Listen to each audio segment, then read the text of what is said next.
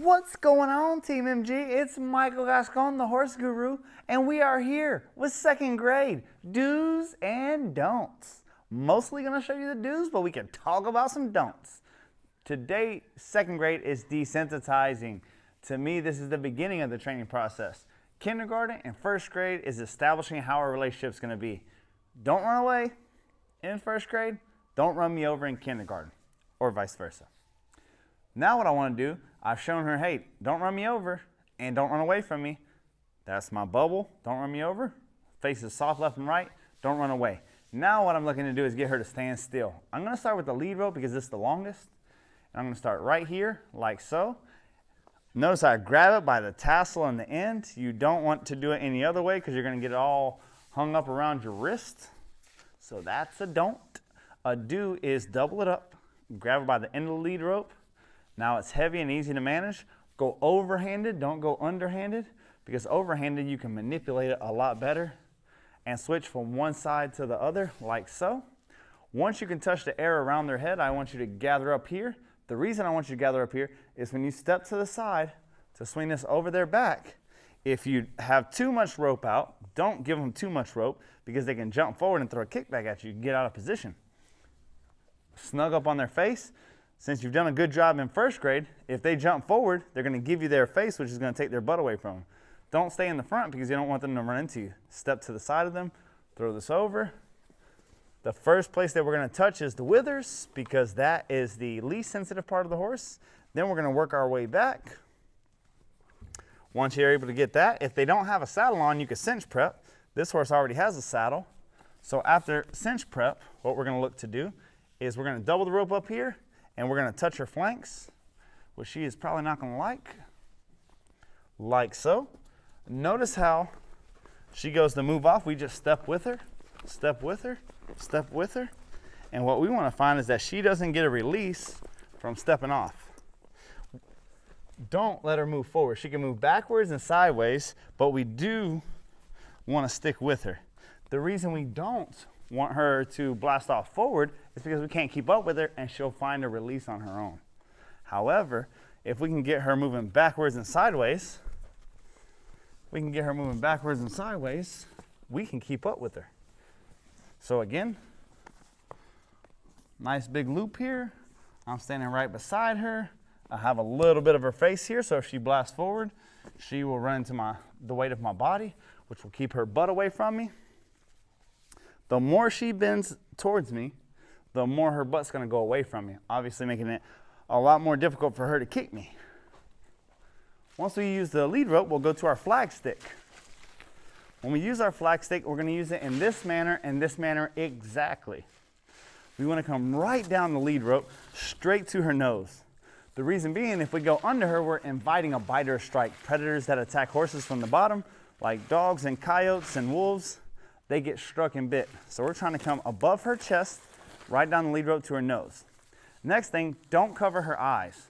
If you cover her eyes, 1 in every 50 horses will blast off forward into you. So I want to keep where I can see her eyes, and then I want to keep contact as I go down the side of her cheek and neck. Notice when I do this, I also step to the side because I want to keep the flag between her and I. The reason being, if she gets scared, I don't want to be on the opposite side of the flag and have her run into me. If we've done a good enough job in kindergarten, that's not going to happen, but I don't want to chance it for you guys. Notice if it's a striky, bitey, or kicky horse, I'm going to grab real long on the stick. The end of the stick gives you space. Like so, if she was striking and biting, I would want to be out here. As I approach and I want to get close to her because I want to ride her, I'm going to choke up on the stick.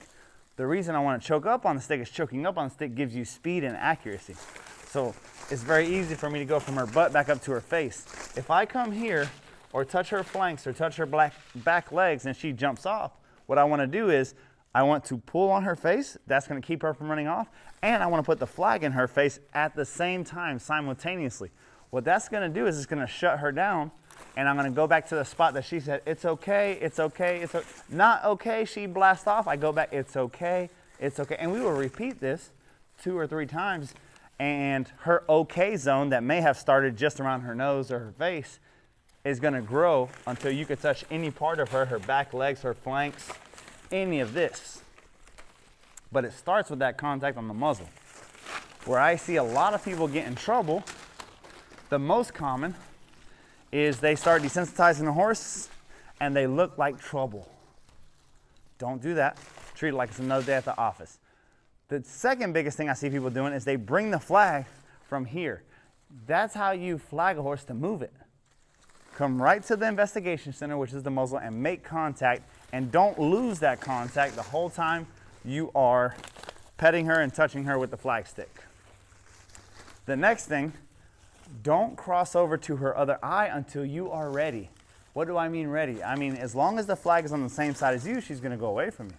Now, at some point, we do need to cross over that saddle, but I want you to be aware and prepared whenever you do that. The way that we make that move is this. Choke up on the stick, probably half of your stick, 2-foot extension, and we are going to go around the horn and back in front of her eye. Around the horn and back in front of her eye, and we do it all in one motion. The reason being, if she gets scared here and blasts off, but we leave the stick over here, say we have too much stick here and she comes our way, well, now we can't bring our arm back enough to get our flag truly to our side. So choking up on the stick will allow you to go around the horn. Putting it back in front of the eye will keep you from her running your direction. And last but not least, we're going to use the tarp. Have you guys starting to see a pattern? We use the longest rope, then a 4-foot extension of our arm, and now with the tarp, it's actually in our hand. Same thing, we're gonna go straight down the lead rope to her face. We're stepping off to the side that we wanna approach. We're keeping the contact here. We're gonna do the same thing to the other side. Right here, we're making contact to her nose. We're stepping to the side. Once she's okay with that, we are gonna go over her back.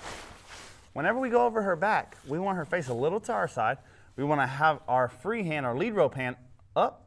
So if she tries to step into us, we can block her off by putting a hand in between her face and ourselves. To the other side. It would look like this. This is just blocking. The next thing that we're going to do, she's pretty calm and easy about that. We're going to tie just a simple kindergarten knot around her neck.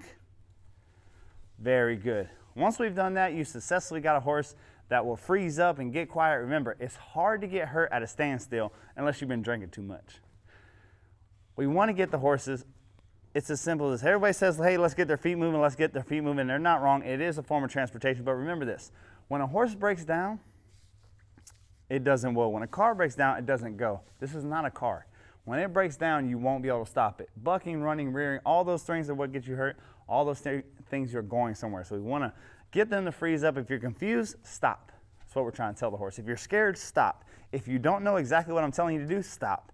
If stop is their go-to, it's hard to get hurt and you're making a safe horse. Once you've got this, you got a horse to freeze up, and then you are ready for the next step. And the next step, I will see you in the next video to show you that. Thank you guys so much for watching. I'll see you in the next video.